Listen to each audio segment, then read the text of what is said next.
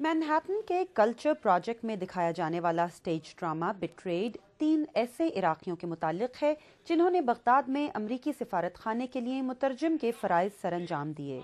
इनमें से 2 मर्द हैं, एक सुन्नी और एक शिया, जो अपने आसपास जारी फ़िरका वाराना तशद्दुद के बावजूद दोस्त हैं, और तीसरी सेक्युलर सोच रखने वाली एक खातून हैं। उन्हें एक ऐसे अमरीकी डिप्लोमेट ने मुलाजिम रखा है जो अभी अभी बगदाद आया है। Through the streets of Baghdad like my brothers. This is still my dream. It is a small dream. But if a girl did this, she would be looked at like a crazy person. Or a militia might shoot her while she is still pedaling. ये तीनों मुतरजम अपने पड़ोसियों से अपनी नौकरी की हकीकत छुपा कर रखते हैं कि कहीं शिद्दत पसंदों को पता न चल जाए कि वो अमरीकियों के लिए काम करते हैं। मगर चूंकि वो इराकी हैं, उन्हें सिफारत खाने का सिक्योरिटी अफसर और खुद सफीर भी शक की निगाह से देखते हैं और उन्हें तहफ़्फ़ुज़ फराहम करने की दरखास्तें रद्द कर देते हैं।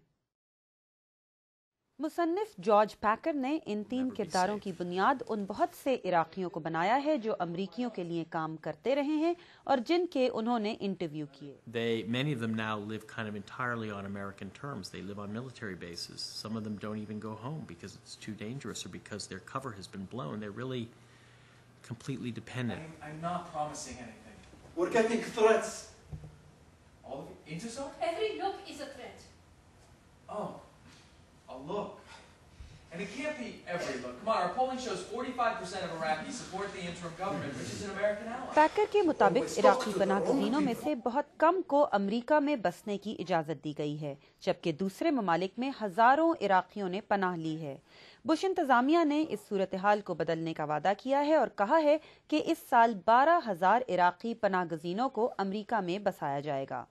It's something we can actually address and do something about. That's why I think it's been a disgrace that we haven't. This isn't within our power. Fixing Iraq is not within our power, but saving these Iraqis is. So it really is a failure of will.